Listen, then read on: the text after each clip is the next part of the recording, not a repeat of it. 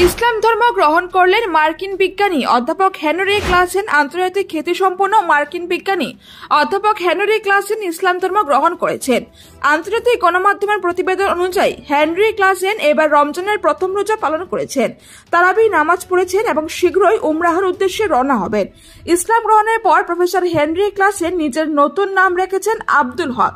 এই নামকরণের কারণ সত্য জ্ঞান মহান আল্লাহর কাছে পৌঁছানোর একটা মাধ্যম। হেনরি ক্লাসেন হার্ভার্ড বিশ্ববিদ্যালয়ের অধ্যাপক, একজন নেতৃস্থানীয় স্টেম সেল বিজ্ঞানী এবং বংশগত অন্ধত্বের চিকিৎসার জন্য একটি স্টেম সেল ওষুধের উদ্ভাবক, যা সম্প্রতি মার্কিন খাদ্য ওষুধ প্রশাসন কর্তৃক তৃতীয় এবং চূড়ান্ত পর্যায়ে পরীক্ষার জন্য অনুমোদিত হয়েছে।